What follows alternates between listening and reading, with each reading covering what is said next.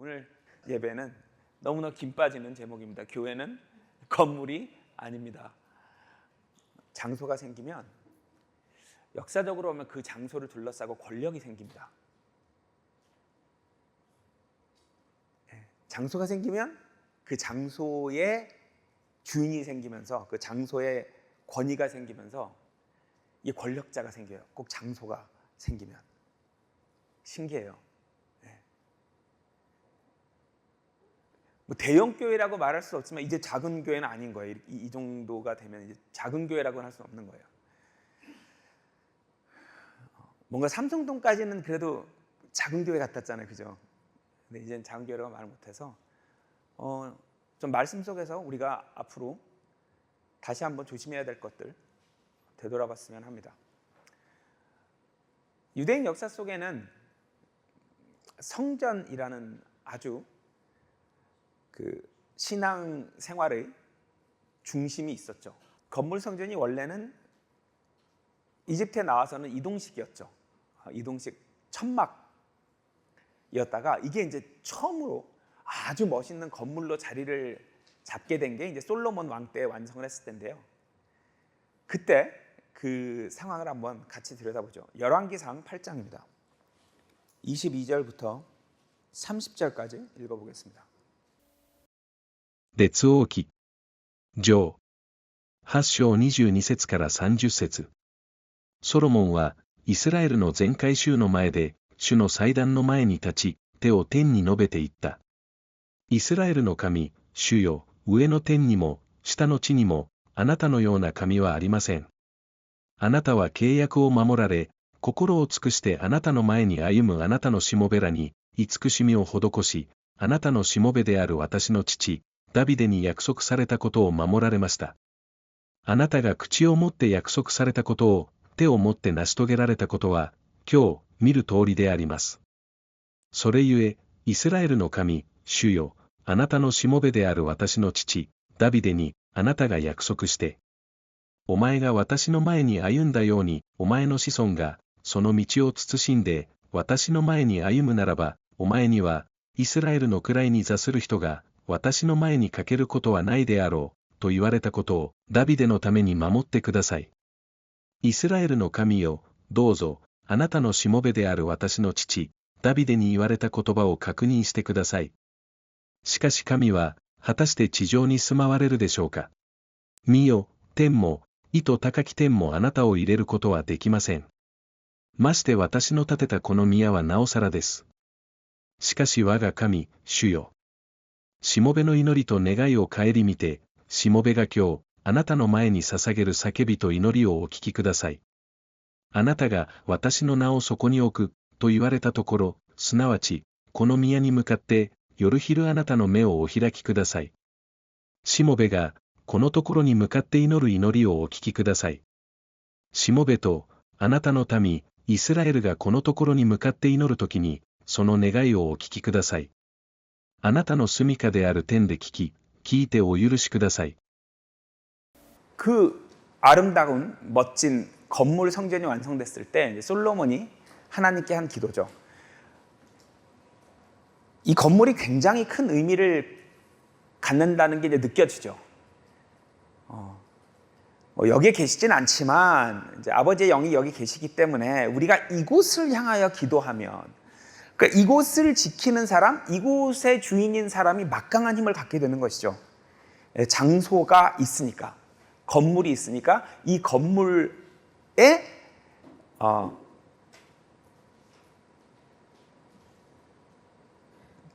권한을 갖고 있는 권력자가 탄생을 하는 것이죠. 왕, 제사장. 근데 이 성전이 우리가 다 알다시피 기원전 586년 때 바빌론에 의해서 불타 없어졌죠. 그리고 이제 70년간 유배 생활을 하다가 돌아와서 다시 지어서 이제 완성을 했던 그 성전 다시 보겠습니다. 그건 이제 에스라에 나옵니다.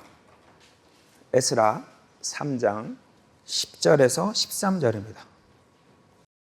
エズラ記3章10節から13節こうして建築者が主の宮の基礎を据えたとき、祭司たちは礼服をつけてラッパを取り、アサフの子らであるレビ人は、シンバルを取り、イスラエルの王、ダビデの指令に従って主を賛美した。彼らは互いに歌い合って、主を褒め、かつ感謝し。主は恵み深く、その慈しみは常しえにイスラエルに絶えることがない、と言った。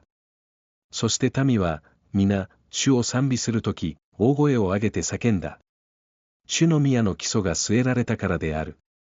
しかし祭司、レビ人、士族の長である多くの人々のうちに、元の宮を見た老人たちがあったが、今、この宮の基礎の据えられるのを見たとき、大声を上げて泣いた。また、喜びのために声を上げて叫ぶ者も多かった。それで、人々は民の喜び叫ぶ声と、民の泣く声とを聞き分けることができなかった。民が大声に叫んだので、その声が遠くまで聞こえたからである。건물이 얼마나 큰 의미를 갖고 있는지 느껴지세요? 유대인들에게. 막 기뻐서 소리 지르고 막 엉엉 울고 굉장히 감정이 요동치죠. 건물을 다시 지을 수 있다는 것에. 첫 번째 성전을 지었을 때 그 솔로몬의 기도도 그 벅찬 감정을 드러내고 그 건물이 자신들에게 얼마나 큰 의미를 갖는지를 우리가 느낄 수가 있었는데 그 성전이 불타고 두 번째 성전을 다시 재건할 때 또다시 공사를 시작하는 것만으로도 막 울고 웃고 소리 지르고 하는 것입니다. 이게 어마어마한 일인 것입니다. 건물이 있다는 것, 유대인들에게 건물이 있다는 것, 그 건물이 갖는 의미는 상상을 초월하는 것입니다. 근데 이 성전은 또 그러면 어떻게 됐을까요? 역시 AD 70년에 로마의 타이터스에 또 불타 없어졌죠.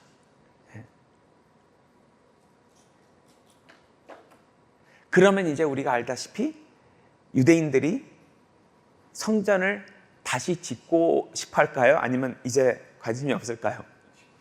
짓고 싶어 하죠. 그래서 우리가 공부했듯이 성전연구소 템플 인스티튜트라는 정부가 출연을 하는 그런 기관이 이제 제3성전을 지을 준비, 또 거기서 율법대로 제사들을 지낼 준비를 다 끝마친 상태죠. 에스겔 40장입니다. 1절, 2절입니다. エゼキエル書40章1節から2節。我々が捕らえ移されてから25年、都が打ち破られて後、14年、その年の初めの月の10日、その日に主の手が私に臨み、私を蚊のところに携えていった。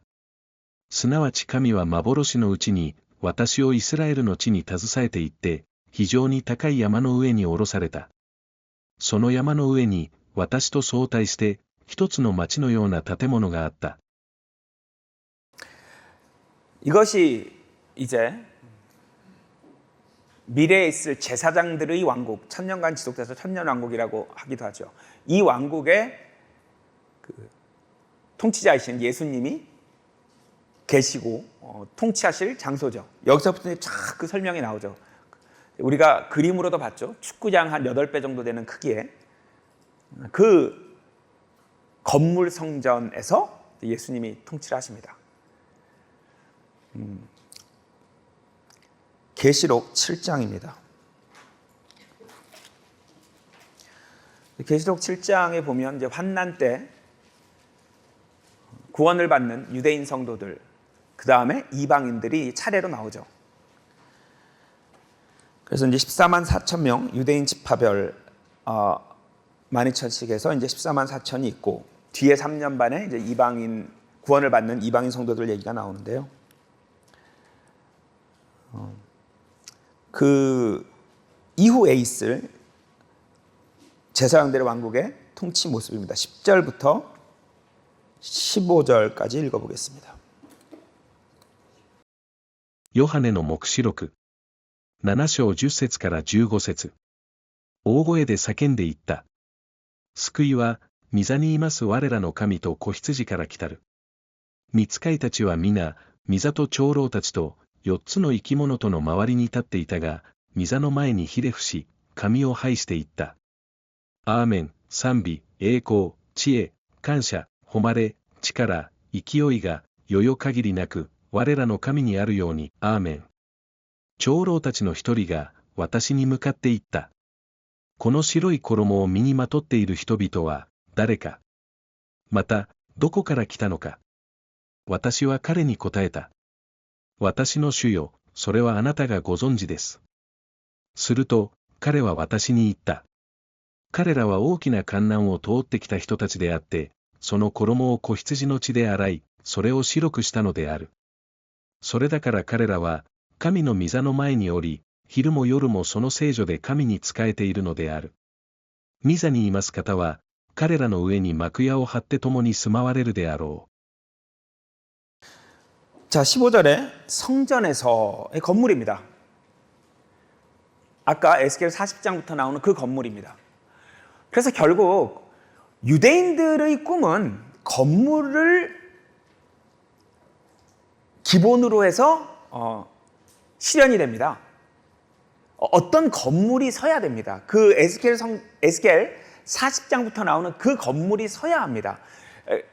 너무나 엄청나고 숨막힐 정도로 아름다운 어떤 건물 성전이 서고 거기서 예수님과 성도들이 함께 제사를 드리면서 제사장 노릇을 하면서 1000년간 율법을 지키는, 그래서 제사장들이 왕국이라고 하는 것입니다. 그 나라가 꿈입니다.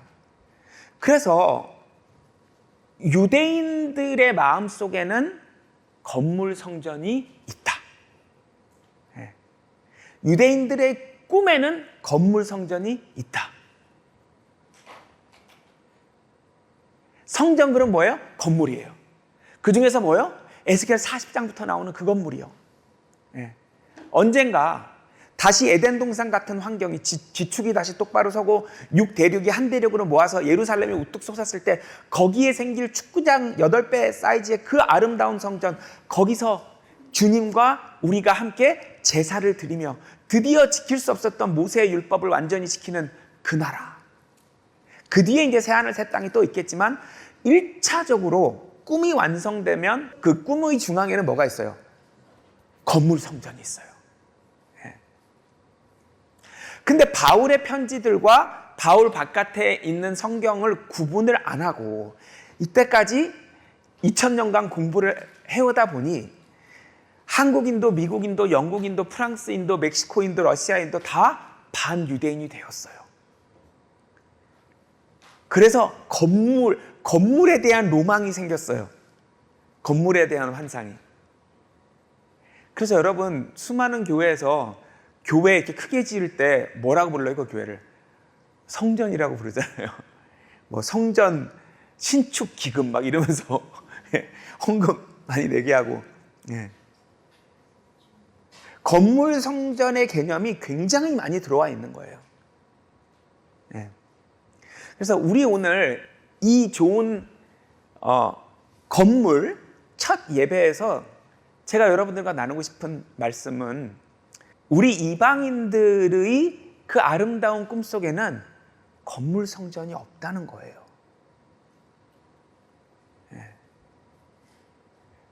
교회는 어떤 건물을 기반으로 이루어지지 않아요. 고린도전서 1장입니다. 2절입니다. コリント人への第一の手紙。1章2節。コリントにある神の教会、すなわち、私たちの主、イエス・キリストの皆を、至るところで呼び求めているすべての人々と共に、キリストイエスにあって清められ、聖徒として召された方々へ。このキリストは、私たちの主であり、また彼らの主であられる。교회, 즉, 곧 성도들이라고 돼 있어요. 교회란 뭐예요? 성도들을 말해요. 어떤 사람들의 무리를 교회라고 부르는 거예요. 건물하고 장소하고 아무 상관이 없어요. 사람들의 무리, 거듭난 사람들이 모여있는 그곳이 어디든 간에 그곳이 교회인 거예요. 유대인들의 신앙에는 장소가 딱 고정이 돼 있고 그 장소에 사람들이 모이는, 교회가 어떤 장소를 둘러싸고 존재하는 개념이라면 바울 서신 속의 교회는 그 사람들이 교회인 거예요. 그리고 그 사람들은 어떤 장소, 건물, 성전에 영원히 얽매이지 않아요. 제사장들의 왕국이 끝나고 백보자 심판이 있고 새로 시작되는 새하늘 새 땅, 그것을 보겠습니다. 계시록 21장입니다. 새하늘 새 땅의 새 예루살렘이죠. 22절입니다. ヨハネの黙示録21章22節私はこの都の中には聖女を見なかった。全能者にして主なる神と子羊とがその聖女なのである。 건물 성전이 없어지는 게 그 앞에 있었던 제사장들의 왕국, 즉 천년 왕국과의 가장 큰 차이점 중에 하나입니다. 건물 성전이 없다는 거예요. 아직도 심지어 세대주의자들이라고 부르는 분들도 지금 우리 시대에 거듭난 성도들이 천년 왕국에 가서 제사장 노릇을 한다고 그렇게 가르치고 있거든요. 근데 이제 우리가 성경 전체의 흐름을 또 그 성경의 원칙을 봤더니 아주 큰 오해죠. 율법이 완전히 지켜지는 유대인들에게 약속했던 그 나라, 제사장들이 왕국. 거기에 우리 시대의 교회, 우리 시대의 거듭난 성도들이 가서 통치를 하지 않죠. 주 예수의 날 사람들이 말하는 휴거라고 하는 것을 해서 공중에서 주님을 만나고 새하늘 새 땅 때 이렇게 계시록 21장에서 내려와서 새하늘 새 땅을 다스린단 말이죠. 환난 성도들이 제사장들의 왕국을 다스리고. 그러다 보니 바울의 편지 13통, 그 다음에 새하늘 새 땅, 그렇게 연결이 된단 말이죠. 지금 현재 우리가 살고 있는 이 이방인의 시대에 구원을 받을 사람들을 위해 쓰여졌던 그 모든 구원의 원칙이 담겨있는 바울의 편지 13통, 그리고 그들이 나중에 다스릴 새하늘 새 땅에는 똑같이 건물 성전 개념이 없습니다. 건물 성전 개념이 없어요. 여기 보면 아버지와 어린 양이 성전이더라 이렇게 되어 있죠. 자, 이 어린 양은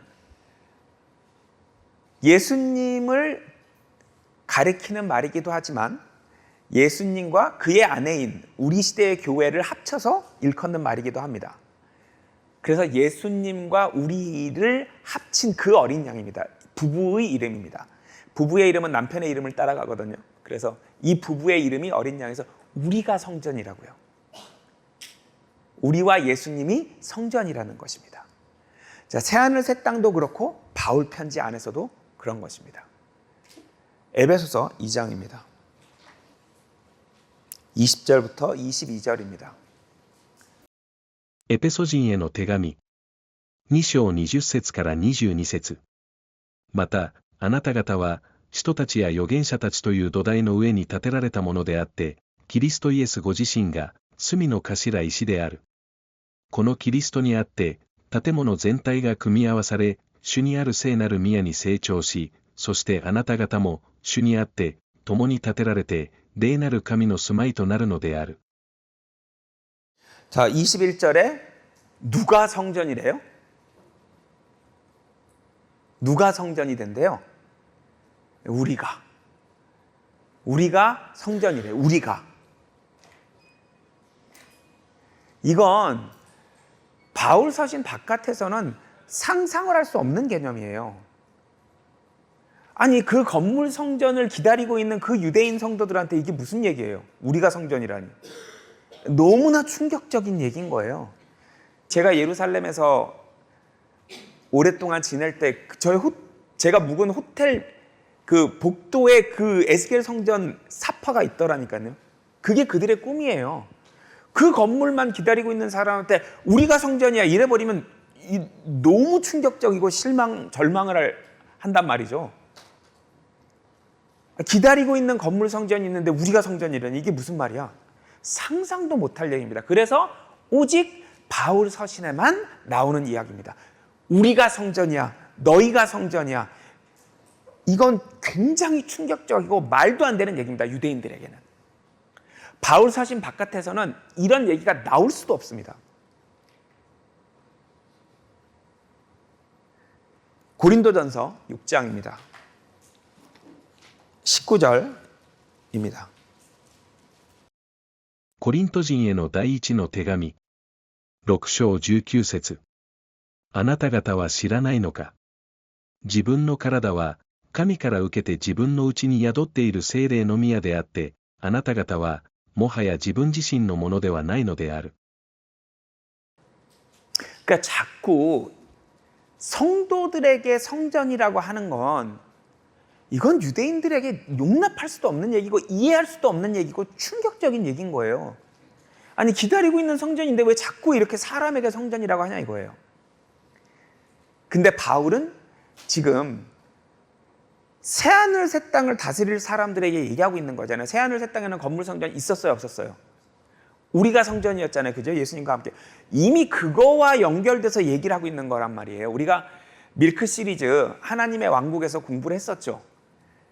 우리 시대의 교회는 안 보이는 새하늘 새 땅이 시작된 거고 미래에 있을 환난 시대는 안 보이는 제사장들의 왕국이 시작된 거라고 말씀드렸죠. 그러니까 지금 현재의 거듭난 성도들, 교회라고 하는 것은 새하늘 새 땅과 연결돼 있단 말이에요. 근데 새하늘 새 땅에는 건물 성전이 없잖아요. 우리가 성전이라고 했잖아요. 그래서 바울도 우리가 성전이라고 하는 거예요.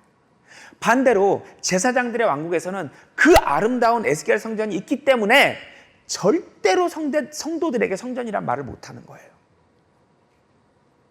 자, 오늘 제가 고른 사진과 아주 밀접한 관계가 있는 구절을 읽어보겠습니다. 마태복음입니다. 16장입니다. 18절입니다. マタイによる福音書。16章17節。そこで、私もあなたに言う。あなたはペテロである。そして、私はこの岩の上に、私の教会を建てよう。読みの力も、それに打ち勝つことはない。 여러분 이 사진에 있는 성당 혹시 뭔지 아세요? 성 베드로 성당이라는 성당입니다. 바티칸 시티에 있는. 뭐 4대 성당 그래서 이제 뭐 여기 너무나 많은 분들이 가죠. 막.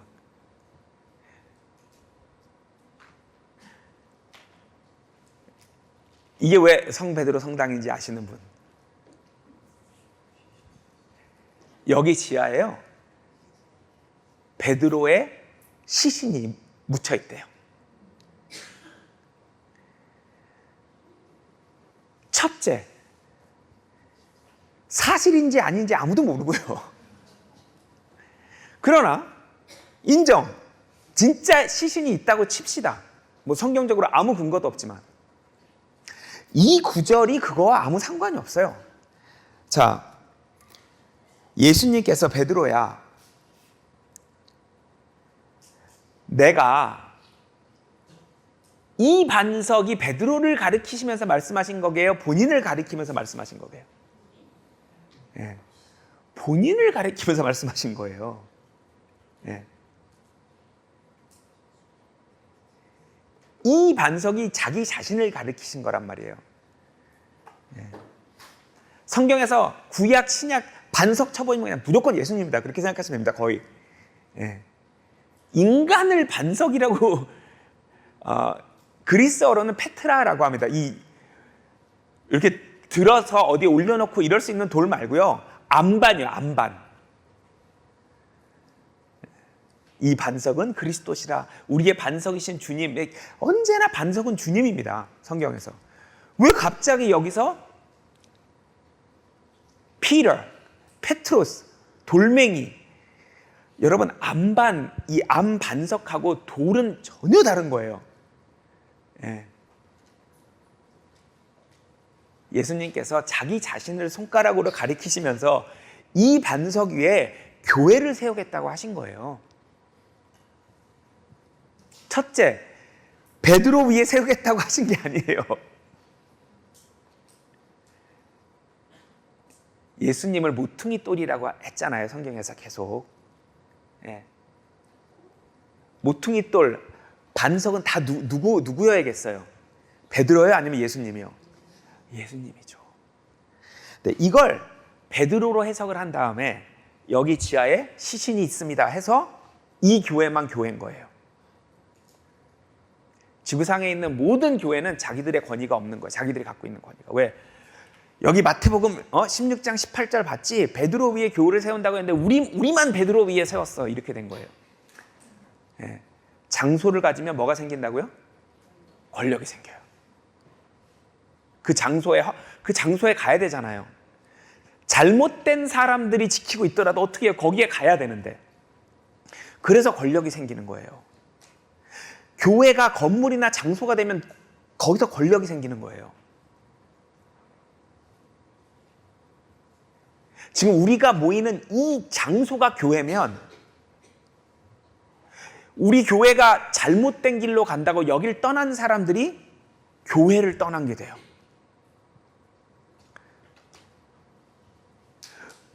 여기에 모인 사람들이 잘못된 길로 가서 몇 명이 이러면 안 됩니다 해서 계속 안 바뀌어서 그 몇 명이 나갔어요. 다른 데 모이기 시작했어요. 그러면 사실은 그쪽이 교회거든요. 근데 장소를 교회로 인식을 하면 그 사람들이 교회를 떠난 사람들이 된 거라니까요. 사실은 우리가 떠난 건데. 여기에 있는 500명 중에 3명이 나갔어. 왜? 여기가 잘못됐다고. 근데 하나님이 보시기에 그 3명이 맞아. 그럼 거기가 교회인 거예요. 저기 어디 단칸방에서 셋이 모여도 거기가 교회고 여기는 교회가 아닌 거예요. 500명, 5,000명이 모여 있어도. 원래 장소가 아니었거든요. 근데 교회를 장소라고 생각하는 순간 떠나는 사람도 잘못됐는데 못 떠나요. 왜? 이 장소가 교회면 여기를 떠나면 교회를 떠난 거가 돼버리는 거예요. 머릿속에. 그래서 못 떠나요. 잘못돼도. 그리고 이 교회의 이 장소의 주인이 영원히 교회의 리더인 거예요. 이 장소의 주인이. 굉장히 무서운 일이에요. 근데 그런 일이 지금도 거의 모든 교회에 일어나고 있는 거예요. 그래서 그 교회 장소를 잘못된 방식으로 자녀들에게 물려줘도 할 수 없이 거기를 나가야 돼. 왜? 그 장소가 교회니까. 그 세습하는 게 싫어. 근데 어떻게, 거기가 교회니까. 머릿속에 장소가 교회잖아요. 그래서 그걸 할 수 없이 당하는 거예요. 여러분, 이 장소 아무것도 아니에요. 아무것도 아니에요. 여기 잘못된 방향으로 가는 사람 1,000명이 모여있고 이 중에 3명이 나가서 올바른 방향으로 전도하고 있고 거기서 사람 태어나면 그 3명이 모여있는 거기가 어디든 거기가 교회고 여기는 교회가 아니에요.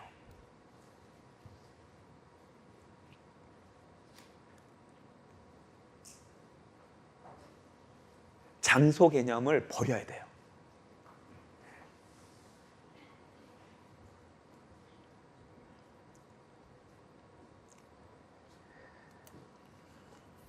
마태복음 그 뒤에 18장 보겠습니다.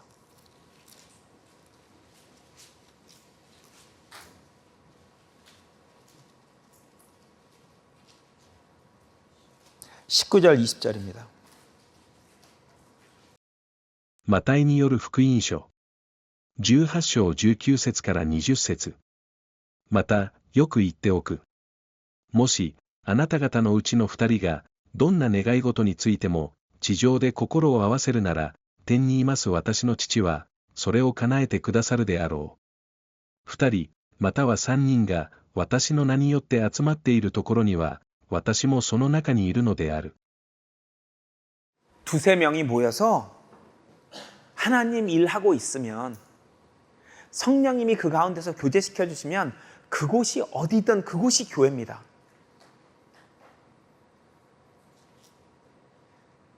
몇 명이 모여서 열심히 공부하고 거기서 거듭나는 사람들이 있으면 거기가 교회예요. 여기 1000명, 10,000명이 모여 있어도 사람들이 안 태어나기 시작하면 이거 교회가 아닌 거예요. 왜? 성령님이 안 쓰고 계시잖아요. 비록 전에 썼다고 하더라도. 장소랑 아무 상관이 없습니다. 코로나 사태 2년이 우리에게 굉장히 힘든 기간이었죠. 많은 분들이, 특히 막 자영업 하시는 분들은 정말 너무 힘드셨을 텐데, 그럼에도 불구하고 신앙적으로 우리에게 도움이 된 건 뭐냐면 교회 개념을 이해하는 거예요. 줌으로 다 우리가 연결됐잖아요. 그 교회예요. 심지어 안 모였는데도 그냥 줌으로 대화가 가능하면 교회인 거예요. 이게 성경에 나오듯이 7년 환난, 그 한 정부가 전 세계를 다스리기 위한 준비가 되어가고 있거든요, 지금. 그러다 보니까 이제 이 디지털 네트워크로 같이 있지 않아도 얼마든지 같이 있는 것과 같은 효과를 낼 수가 있죠. 이거는 사실은 사탄의 그 절정인 그 정부가 들어서기 위한 준비가 되는 것임에도 불구하고 이걸 하나님이 역이용하셔서 복음을 거기에 올려놓는 거예요. 전 세계로 누구나 언제 어디서나 복음을 듣고 생명을 얻을 수 있도록 우리가 그걸 반대로 이용을 하는 것이죠. 사탄의 일꾼들이 예수님을 못 박아 죽였지만 하나님이 그걸 오히려 역이용하셨고, 요셉을 팔아 넘겼지만 하나님이 역이용하셨고, 사탄의 나라를 만들려고 디지털 네트워크를 깔지만 하나님이 역이용하고 계신 거죠. 그 코로나 때 기억을 여러분 가지고 계셔야 돼요. 아, 맞아. 그때 우리 못 모였지. 그럼에도 불구하고 우린 교회였지. 각자 집에 있었고 자기 나라, 자기 방, 자기 대륙에 따로따로 있었지만 맞아, 우린 교회였어. 왜? 연결되어 있으니까. 아, 교회는 건물이 아니지.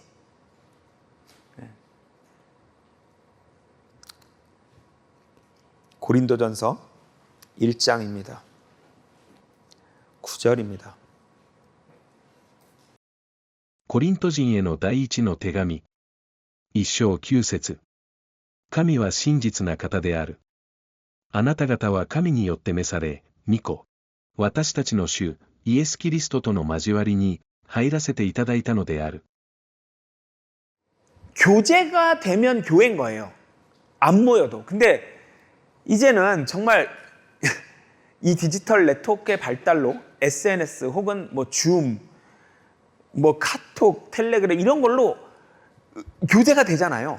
같이 안 모여도. 교회인 거예요. 교제가 되는 상태면 교회인 거예요. 심지어 한 곳에 안 모여도.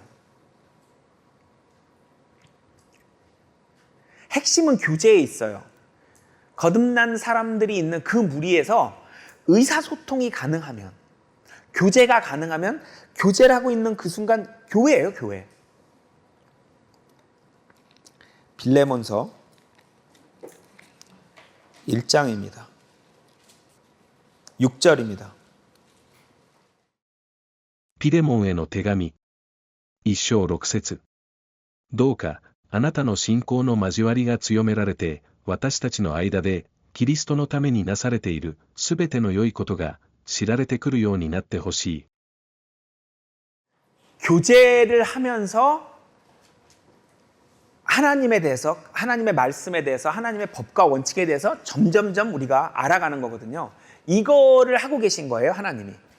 말씀과 성령을 통해 우리를 막 서로 교제를 시키면서 우리가 점점 더 하나님에 대해서 많이 알게 그렇게 우리를 기르시는 거거든요. 이게 가능한 상태면 교회인 거예요. 그냥 의사소통이 가능하면 교회인 거예요. 한 장소에 안 모여도. 즉 이런 장소가 없어도 돼요. 이런 장소가 없어도 교회예요. 의사소통만 되고 교제만 되면 교회예요. 그 사람들을 교회라고 한다니까요. 교제를 하고 있는 그 사람들의 무리를 교회라고 하는 거예요. 그러면 여기 왜 진 거죠?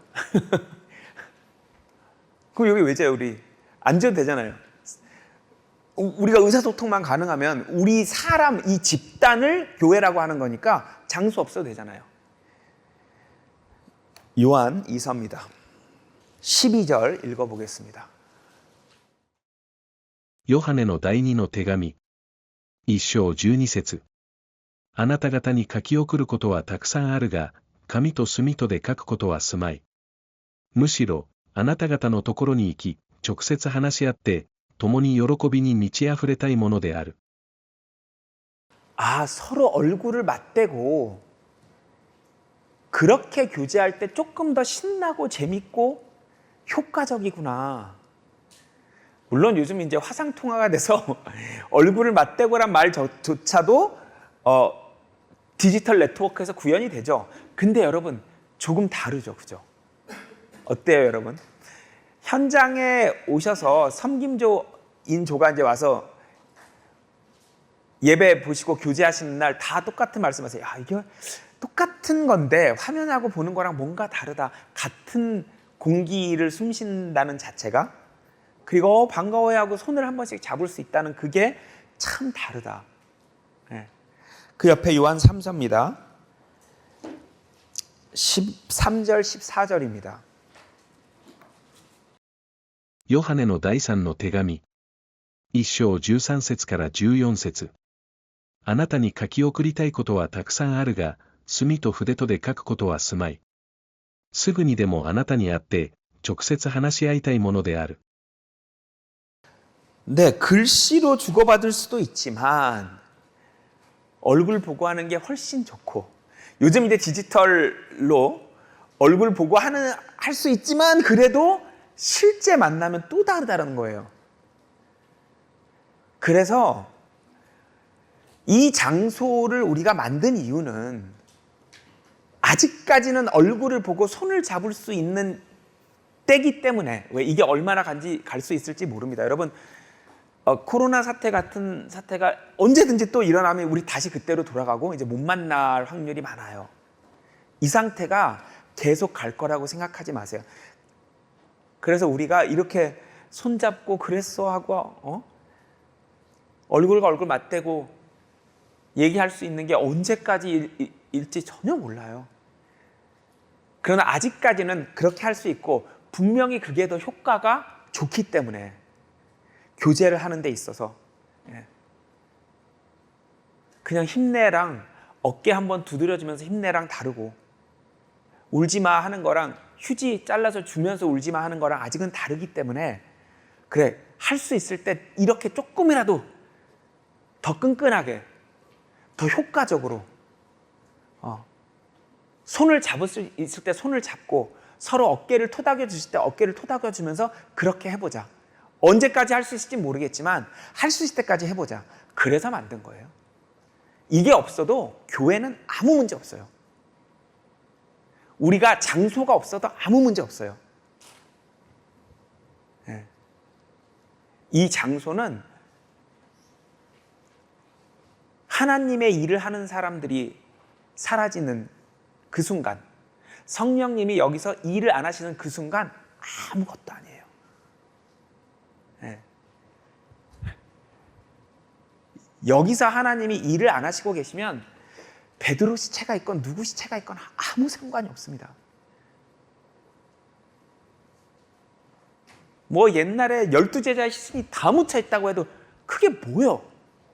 흙인데. 여러분, 시체가 사람이 죽고 그냥 흙이에요, 흙.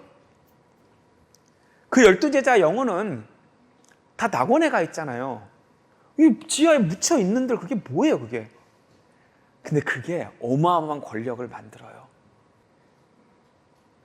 근데 우리가 바울 서신과 나머지 성경을 구분하지 않다 보니 우리도 장소에 대한 로망이 있는 거예요. 반유대인이 돼서. 베드로전서 2장입니다. 4절부터 9절입니다. ペテロの第一の手紙。2章4節から9節。主は、人には捨てられたが、神にとっては選ばれた尊い生ける石である。この主の身元に来て、あなた方も、それぞれ生ける石となって、霊の家に築き上げられ、聖なる祭司となって、イエス・キリストにより、神に喜ばれる霊の生贄を捧げなさい。聖書にこう書いてある。見よ、私はシオンに選ばれた尊い石、炭の頭石を置く。それにより頼む者は、決して失望に終わることがない。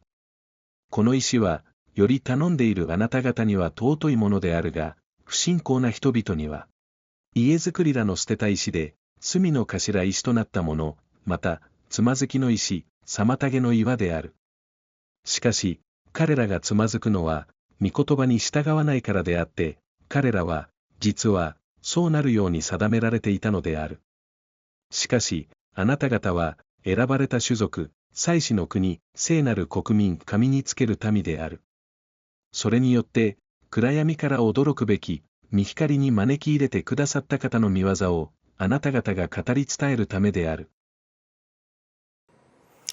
자, 아까 마태복음 16장 18절에서 예수님께서 이 반석, 자기 자신, 내 위에 성도들하고 합쳐서 건물을 지을 거야 라는 말씀을 하셨잖아요.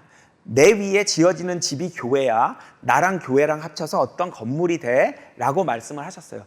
이 똑같은 얘기를 바울은 그 건물 성전이야 이렇게 얘기한 거고요. 베드로는 그 건물 제사장들이야 이렇게 말했어요. 예수님하고 성도들하고 합쳐서 건물인데 제사장들이야. 이거 역시 제사장들이라는 사람의 비유를 한 거죠.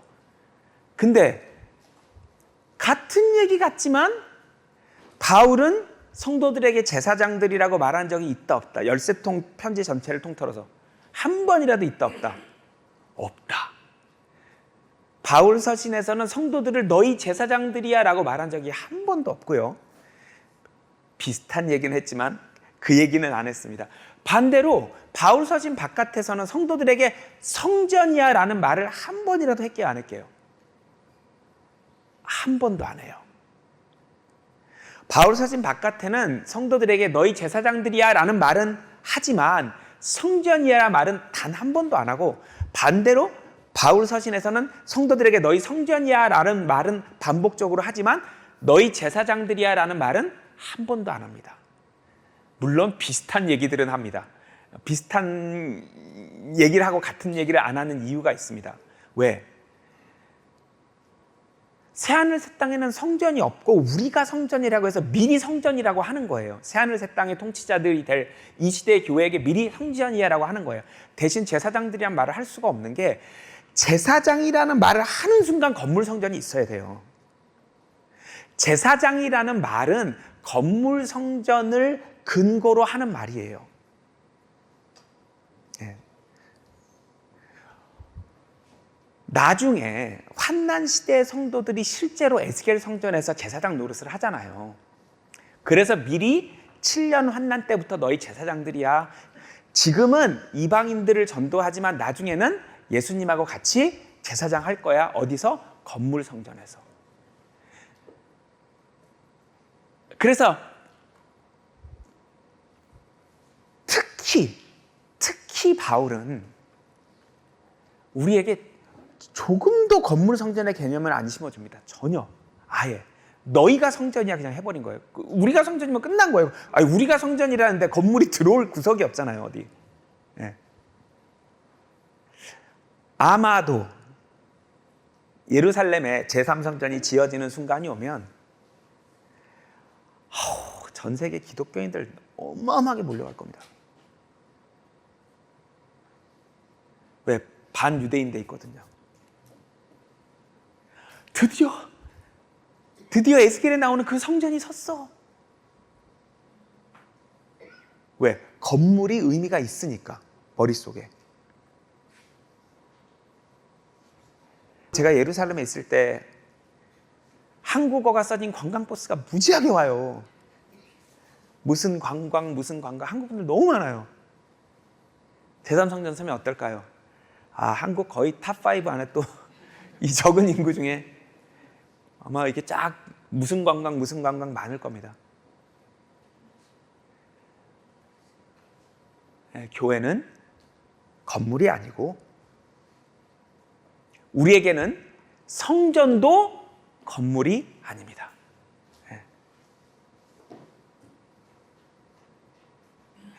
그러니까 교회가 건물이 아니라는 것은 바울 서신이나 바울 서신 바깥에나 동일하게 하는 얘기입니다. 거듭난 성도들이 교회라는 건 건물이 아니라 동일하게 하는데 이게 다른 겁니다. 바울은 교회는 건물이 아닌데 성전도 건물이 아니에요. 왜? 우리가 성전이라고 해버렸기 때문에. 근데 바울 서신 바깥에는 교회는 건물이 아닌 건 맞아요. 교회는 거듭난 성도를 교회라고 하는 건 맞는데 성전은 건물이에요. 이게 다른 거예요. 성전이 지어질 거기 때문에 제사장들의 왕국에서 그 성전에서 환난 성도들이 제사장 역할을 할 거기 때문에 유대인 시대 때 성도들이 제사장 역할을 할 거기 때문에 이 이방인 시대의 성도들하고는 다른 개념인 거예요. 실제 건물인 거예요. 다만 이 이방인 시대, 우리가 살고 있는 이 시대의 교회 식구들은, 거듭난 성도들은 제사장들의 왕국에 가서 제사장 노릇을 안 하기 때문에 그냥 성전이라고 해버리는 거예요. 우리가. 그러니까 교회가 건물이 아니라는 건 똑같은 얘기지만 우리는 심지어 성전도 건물이 아니라는 생각까지 해야 되는 거예요. 그러니까 그냥 건물하고 상관없어요. 여러분, 건물에 미련을 두지 마세요. 여러분들이 건물에 미련을 두는 순간 이제 누구한테 잡히는 거예요. 그 건물을 통제하는 사람에게 이제 딱 붙들리는 거예요. 당신 이러면 여기 이제 못 들어오게 할 거야. 그럼 나 교회에서 쫓겨나는데? 꼼짝 못 하는 거예요. 여기 못 들어와. 봐주세요. 저 꼭 들어가야 돼요. 교회에서 쫓겨나는 것 같거든요. 그 장소가 교회라고 생각을 하면 못 들어오게 하면 이제 거기 그 장소의 통제권을 가진 사람에게 목이 매는 거예요.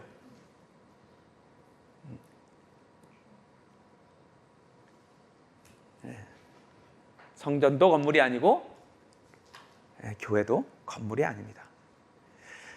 자, 하나 또 여러분들과 나누고 싶은 이유는 우리는 왜 십자가가 없을까요? 어디 하나 이렇게 그저 저런 데 이렇게 뭔가 딱 십자가 아주 그냥 막 최고급 나무로 이렇게 딱 하나 해놓으면 좋을 텐데 왜 없을까요? 여러분, 저기 만약에 저쪽 벽에 우리가 큰 막 근사한 십자가를 하나 매달았다고 칩시다. 그럼 이제 분명히 무슨 일이 생기는지 알아요? 그 앞에 가서 기도하는 사람 생겨요. 아닐 것 같아요? 여러분 어때요? 그 앞에 가서 기도하는 사람 있고 그거 이제 만지는 사람 생기고요. 요 아래쪽에 색깔이 변해요. 손 닿는데. 안 가도 저쪽에서 기도할 때 방향을 저쪽에다 대고 해요. 무서워요. 그 만질 수 있고 볼 수 있는 그것에 대한 로망 때문에 만질 수 있는 거나 느낄 수 있는 거 하나 갖다 놓으면 문제가 생기는 거예요. 의도가 그게 아니었다고 하더라도 자꾸 그쪽을 향해서 해야 될 것 같은 거예요. 그 십자가 저기 있으면 저 방향으로 자꾸 기도를 한다니까요. 디모데후서 3장입니다. 1절부터 이제 말세에 안 좋아지는 세상 모습이 쫙 나오죠. 그 중에 5절 읽어보겠습니다. テモテの第二の手紙。3章5節。新人を装いながら、そのみ、新人の力を否定するようになります。こういう人々を避けなさい。 경건의 모양은 있으나 경건의 능력은 부인한다. 뭐예요? 여러분, 여기 가서 어떻게 경건해지지 않을 수가 있죠? 그냥 들어서는 순간 이 건물에 압도당해요. 일단 앞에 가면 압도당해요. 여러분, 내부는 더 멋있어요. 내부는 말도 못해요. 거기 들어가서 뭘 투덜대요. 그냥 가만히 듣는 거죠.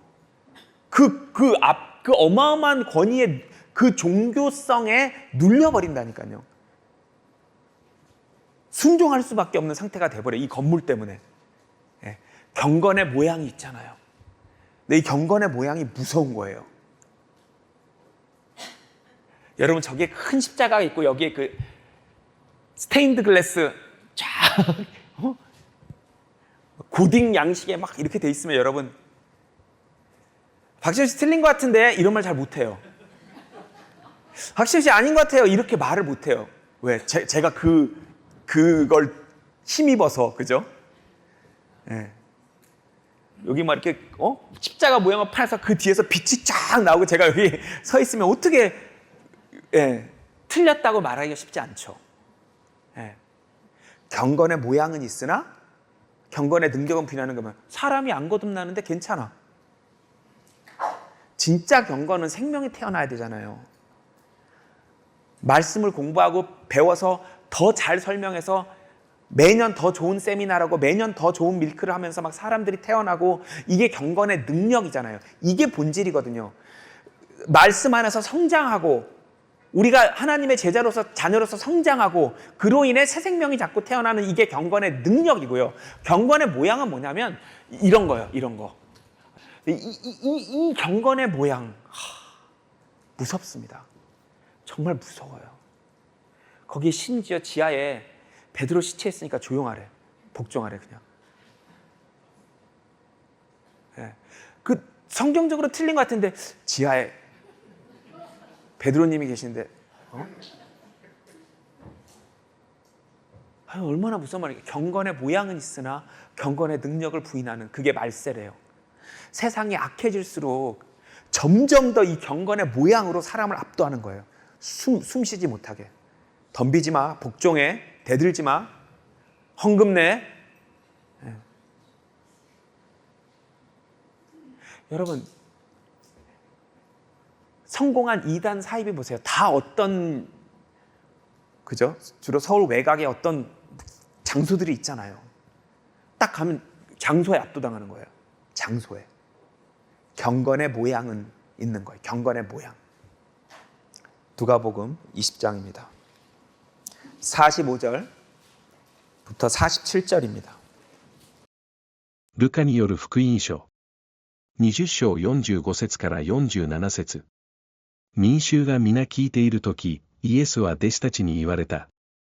律法学者に気をつけなさい。彼らは長い衣を着て歩くのを好み、広場での敬礼や、街道の定石や宴会の上座を喜び、やもめたちの家を食い倒し、見栄のために長い祈りをする。彼らは、もっと厳しい裁きを受けるであろう。 긴 옷을 입으면 뭐가 있어요? 경건의 모양이 있죠. 예. 긴 옷을 입은 분에게 아닌 것 같은데요, 그 해석 틀린 것 같은데요 말하기 어렵죠. 지적하고 비판하기 어렵죠. 옷이 일단 길면. 그죠? 예. 권위가 그런 데서 나오는 거예요. 자꾸 경건의 모양, 옷을 이렇게 좀 거룩하게 입는다거나 이런 데 뭐 십자가를 한다거나, 예. 경건의 모양으로, 예. 암암리에 목을 조이는 거죠. 다. 물론 막 그렇다고 막 망사옷을 입고 이럴 수는 없겠지만 그 의도가 뭐냐 이거예요. 긴 옷을 입는 의도가 뭐냐는 거예요.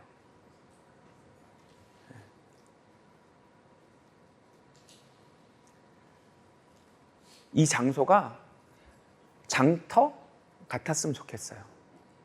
우리가 자주 모이고 교류하고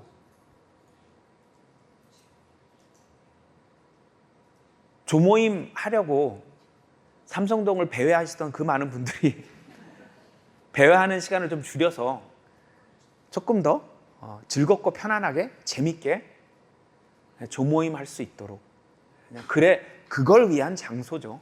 그냥 교회가 교제를 즐겁고 신나고 효과적으로 할 수 있는 그냥 그런 장소 정도로 생각하시면 됩니다. 여기가 이곳이 교회가 아니라 여러분들이 교회예요. 우리가 교회예요. 이 사람들이 교회예요.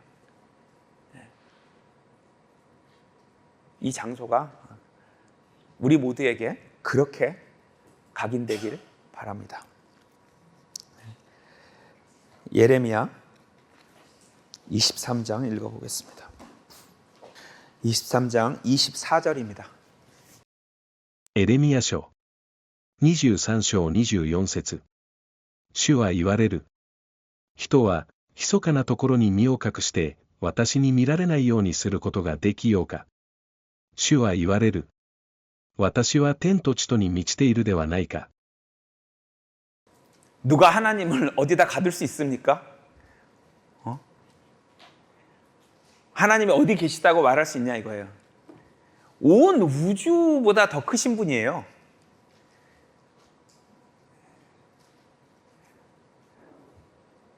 하나님은 여러분 이 우주에 충만하시고 우주 바깥에까지 충만하신 분이에요. 예. 어디를 가야 만날 수 있는 분이 아니고 어디를 향해서 기도해야 되는 그런 분이 아니에요. 온 우주에 충만해 계시다고요. 우주 바깥에까지 충만해 계셔서요. 장소, 물건, 어떤 십자가 어디다 대고 뭐 기도하시고 어디를 향해 하시고 어디를 가야 하고 이런 분이 아니에요. 예. 그래서 참 이런 장소가 생겨서 굉장히 기쁘고 여러분 이렇게 막 좋아하는 예배를 드릴 수도 있었겠지만 예, 오히려 우리가 생각해야 될 건 장소는 교회가 아니다. 얽매이지 말자. 예. 여기는 그냥 자유롭게 우리가 만나서 소통하고 교제하는 그런 그냥 만남의 광장, 우리 장소 언제든지 편안하게 쓸 수 있는 그냥 그런 정도로 생각하시면 좋을 것 같습니다.